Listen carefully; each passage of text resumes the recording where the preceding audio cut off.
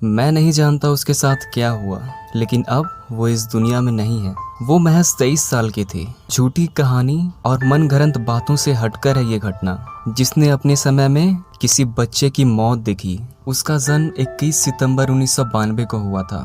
एनालिस Michel अपने ही धुन में मग्न, खुशमिजाज और धार्मिक थी वो। लेकिन एक दिन सब कुछ बदल गया। वो 16 साल की थी जब वो अचानक बेहोश हो गई अपनी कॉलेज में। मैं भी नहीं जानता कैसे, वो क्या था और उसके साथ क्या हुआ, लेकिन वो अब कुछ बदल चुकी थी। इस घटना को कुछ दिन बीत गए। सबको लगा अब सब ठीक हो गया। कुछ महीने बीते, लेकिन ठीक उसी दिन 1 साल बाद वो फिर बेहोश हो गई जहां वो पहले हुई थी। उसे डॉक्टर के पास लाया गया, लेकिन सब ठीक था, ऐसा डॉक्टर का कहना था। वो अब डिस्चार्ज हो चुकी थी। सबको लगा कि ये सब नॉर्मल है, लेकिन वो कुछ छुपा रही थी अपने परिवारों से, अपने दोस्तों से। हालांकि वो दवाइयाँ ले रही थी, लेकिन उसका कोई फर्क नहीं पड़ रहा था। वो जान गई थी कि शायद उसे कोई बीमारी नहीं है। एक बार रात के समय जब वो सो रही थी तो उसे कुछ आवाजें सुनाई दी। ऐसा लग रहा था कि कोई उसके कानों में कुछ कहना चाह रहा हो। ये सिर्फ एक दिन की बात नहीं थी जो उसके साथ हुआ। अब उसने चर्च जाना बंद कर दिया, क्या पता क्यों। धीरे धीरे उसकी तबीयत और बिगड़ने लगी। अब उसे कभी कभी ऐसा लगता है कि कोई उससे कुछ कहना चाहता हो। अब उसे वो सब दिखने लगा। वो अब लोगों में भी कुछ देखने लगी थी, कुछ ऐसा जो बेहद डरावना था। शायद कोई उस पर हावी हो रहा था। कुछ तो ऐसी चीज थी जो शायद उसके अंदर थी। ये सच्ची घटना है। जब मैं उसके बारे में पढ़ रहा था तो मुझे कुछ मिला। अब वो सच में एक रूह के कंट्रोल में थी।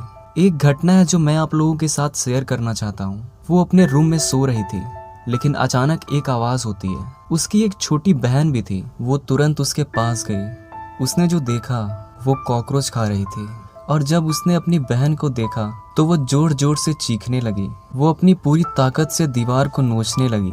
वो बेहद डरावना था, लेकिन ऐसा सिर्फ एक बार नहीं हुआ था। एक बार वो पूरी रात मेज के नीचे रेंगती रही। एक और घटना है जो मैं आपको बताना चाहता हूँ। एक बार रात को अचानक उसके कमरे में कुत्ते की आवाज आने लगी। जब उसके माता पिता ने देखा तो वो आवाज वही निकाल रही थी, उसी मेज के नीचे से।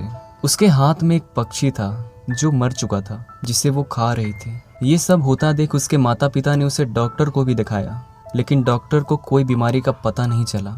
दिन पर दिन उसकी तबीयत और बिगड़ने लगी। उसके माता पिता उसको इस तरह मरता नहीं छोड़ सकते थे। उन्होंने अब वो रास्ता अपनाया जो शायद काफी लोग अपनाते। शायद कोई और उपाय ना बचाओ। शायद उन्हें भी पता था कि उसे क्या हुआ है, इसलिए उन्होंने उसे चर्च ले जाने का फैसला किया। लेकिन चर्च का कोई पुजारी उनकी मदद करने को तैयार नहीं था।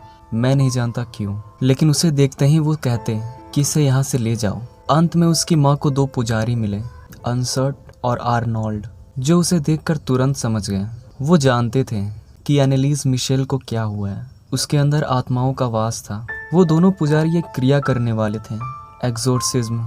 ये एक प्रकार की प्रक्रिया होती है जिसमें पुजारी इंसानों के अंदर कब्जा की हुई आत्माओं को निकालते हैं। आप लोगों को मैं एक ऑडियो क्लिप सुनाना चाहता हूँ, जो उस समय की रियल ऑडियो क्लिप है।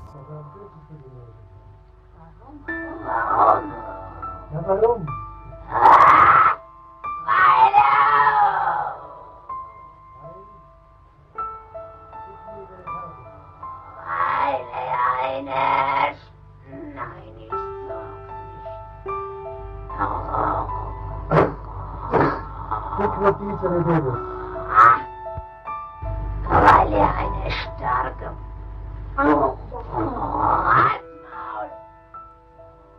Ja.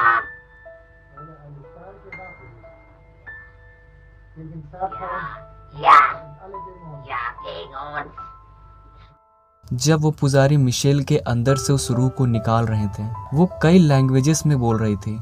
एक्सोर्सिज्म करते वक्त उन पुजारियों को जो पता चला, वो जानकर मैं भी हैरान हो गया।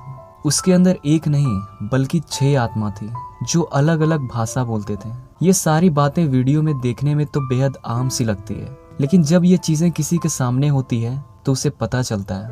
पूरे 10 महीनों तक उसके साथ वो प्रक्रिया की गई। इस 10 महीनों में जो कुछ भी हुआ वो इतना डरावना था कि किसी की भी रूह कांप जाएगी। लेकिन एक दिन उन शक्तियों के साथ लड़ते लड़ते उसने अपना दम तोड़ दिया। वो महज 23 साल की थी जब उसे चेयर में बांधा गया और शायद मार दिया गया। वो अब इस दुनिया में नहीं है, लेकिन आज भी वो इतिहास में मौजूद है।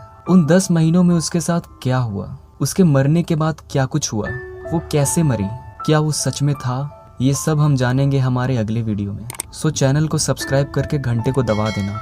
जल्द मिलता हूँ अगली वीडियो में।